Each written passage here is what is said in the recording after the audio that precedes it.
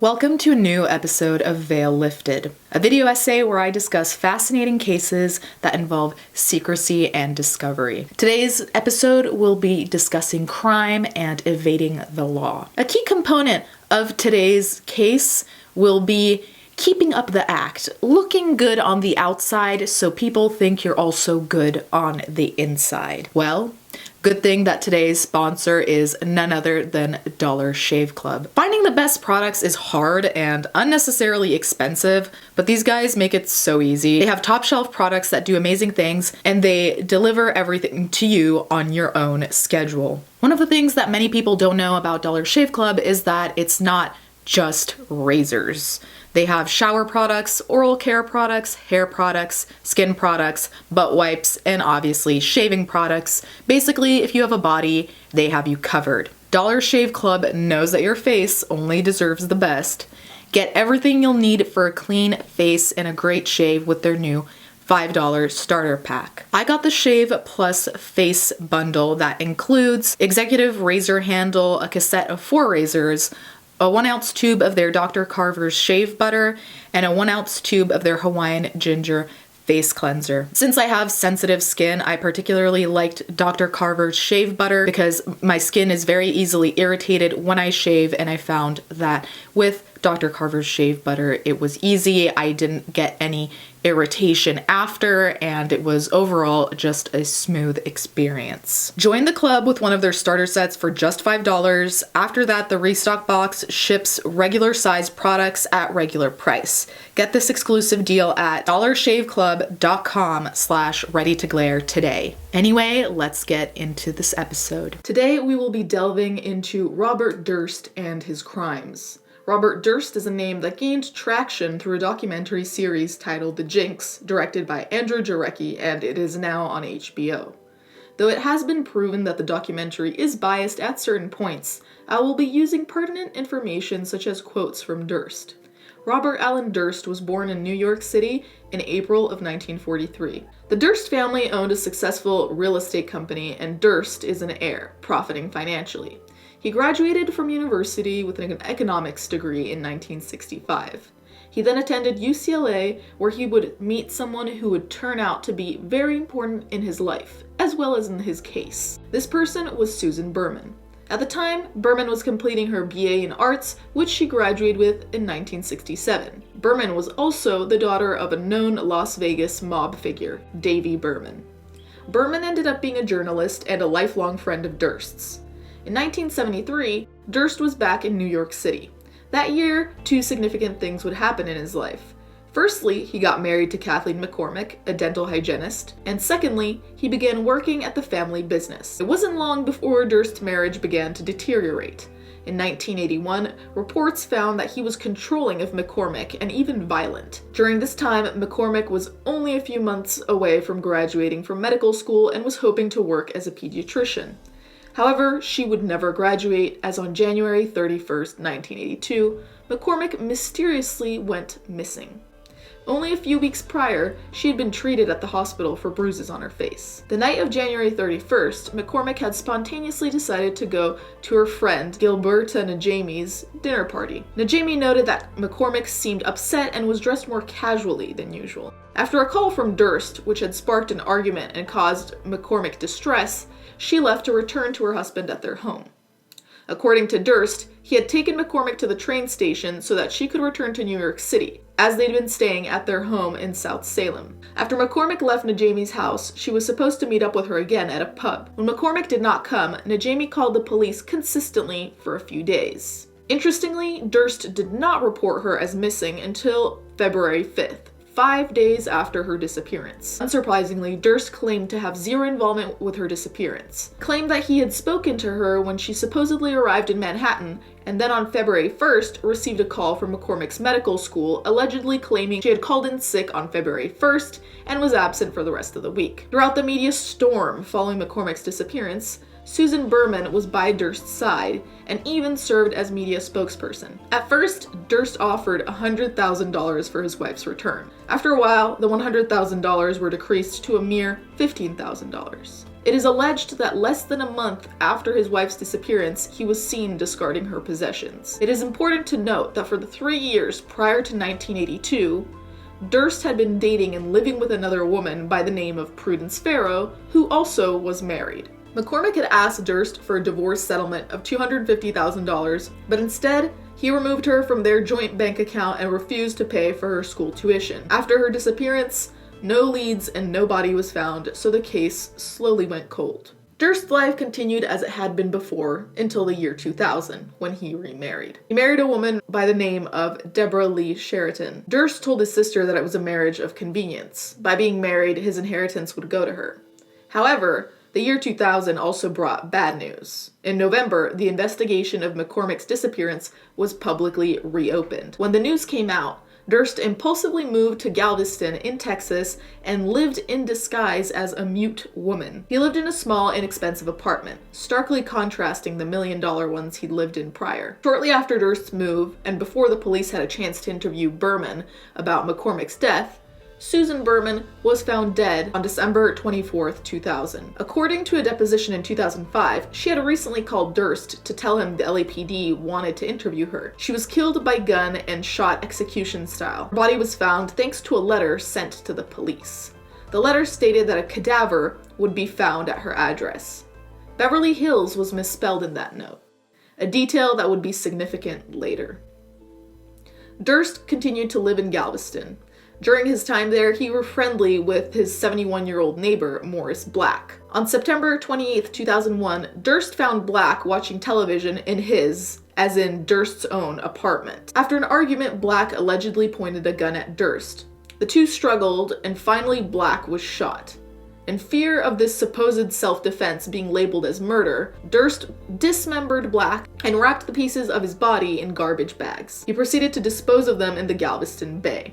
After a few of these bags were found, he was arrested, but he was able to be out on bail. He took this opportunity to escape and was missing in action for 6 weeks. He was then caught after shoplifting at a store. In 2003, Durst went on trial for Black's murder. He was, however, acquitted after asserting it was an act of self-defense. Durst's own lawyers had a difficult time communicating with him, so they employed a psychiatrist to evaluate him. The psychiatrist determined that Durst had Asperger's syndrome, though as a child, doctors had suspected schizophrenia. His lawyers ended up using his Asperger's diagnosis as contributing factor to his actions. He eventually pled guilty to less significant charges such as jumping bond. This led to an approximate 6 months in jail in 2005. After his release, he violated his parole by traveling without authorization. He returned to Galveston and unfortunately encountered Susan Criss, who had been the judge on his trial. Criss actually gave an interview where she explains that she found a dead cat in front of her house and thinks that Durst was the one who'd left it there and killed it.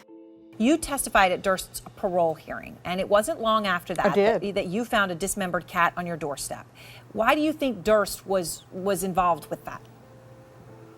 When I came home and I drove up, I saw something right at the foot of my sidewalk.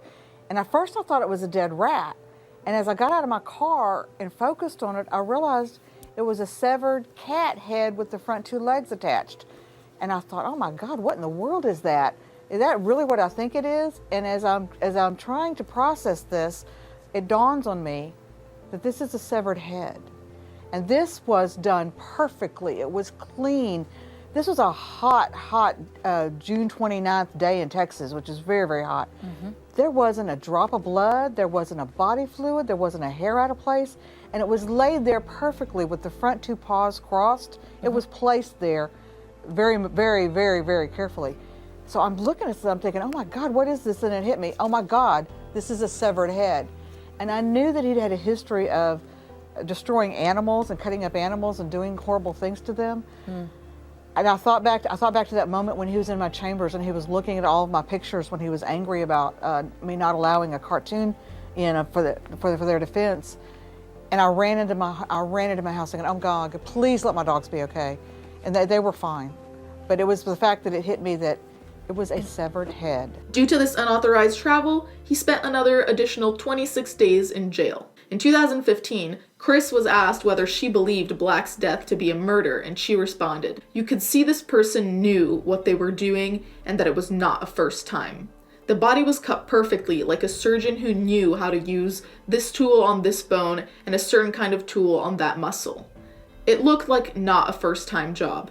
That was pretty scary. Amongst the commotion through the years, Durst was not on good terms with his family. In fact, when Durst worked for the family business, his goal was to run it in the future. However, his brother Douglas was chosen to run the company instead. The brothers had undergone therapy for sibling rivalry in their childhood, and this was the straw that broke the camel's back. A major rift. In fact, while living in secrecy in Galveston, Durst would sometimes travel to New York and stalk his brother, sometimes in the driveway with weapons.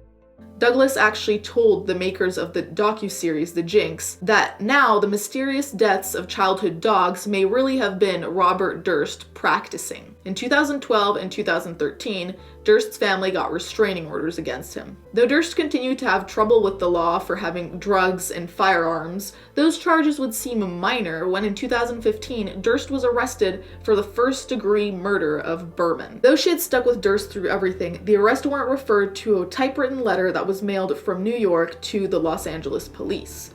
The letter stated that Berman was suspicious of Durst's actions and thought he might be guilty of McCormick's disappearance. The Los Angeles County Deputy District Attorney, John Lewin, began to interview people also based on the findings shown in the docuseries The Jinx. Speaking of which, do you remember how I mentioned the spelling of Beverly Hills would be important? In The Jinx, there is a writing comparison between the note sent to the police about the cadaver and Durst's writing. As you may have guessed, the writing was extremely similar, if not identical. Additionally, the letter to the police was compared to a prior letter sent to Berman from Durst, and Beverly from Beverly Hills was misspelled in the exact same way. A major moment in the docuseries occurred at the end, when Durst's microphone was still on and he spoke to himself. It seemed like a confession. In The Jinx, he says, "What the hell did I do? Killed them all, of course." However, we now know this is edited. There had been a string of words in it which made very little sense. Or maybe this is the bathroom. Yeah, that's... You're right, this is the bathroom.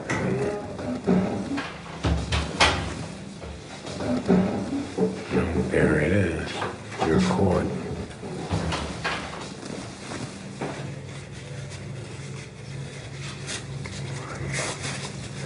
You're right, of course.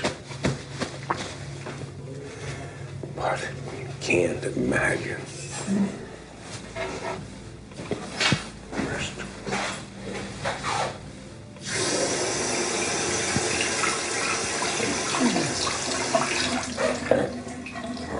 What's in the house? Oh, I want this. Sister.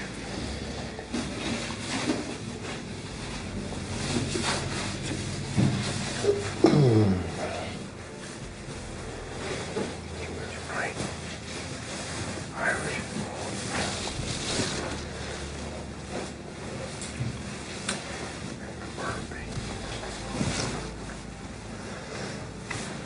Listen. I'm having difficulty with the question.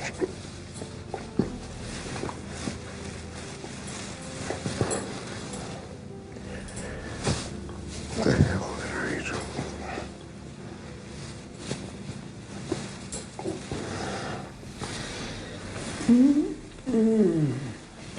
Kill them all, of course. Durst was arraigned for Berman's murder in 2018, where he pled not guilty. However, as the HBO docuseries has footage and discussions with Durst, the choices of the creators of the series will also be scrutinized. As of now, the case is ongoing, though it seems there might be more coming Durst's way. As of March this year, reports have surfaced claiming that there is enough evidence to show that Durst had abused his first wife and might be connected with her disappearance, or rather murder. As of now, all we can do is wait and see. Personally, I think Durst is very, very guilty. There is something about him that makes me fearful for my own life. I mean, I know he's not gonna come here to murder me, but there's something about him, something in his eyes that I find deeply unsettling.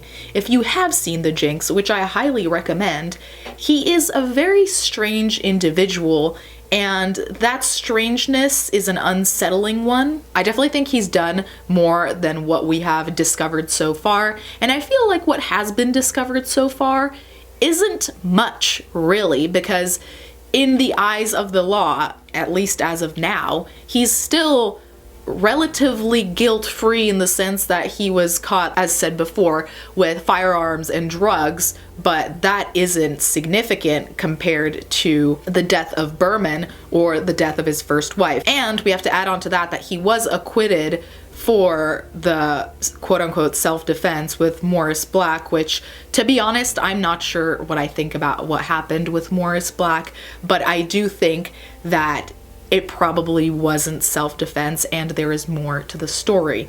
I also think it's very strange that the first thing he would do is cut Morris up instead of anything else, really. Cutting someone up and throwing them in the river sounds traumatizing for someone who hasn't done that before and isn't familiar with how to do that. And I just find that extremely suspicious. And I definitely do think that he killed his dogs when he was younger, because even as the judge said, it really seems like this was not by any means new to him.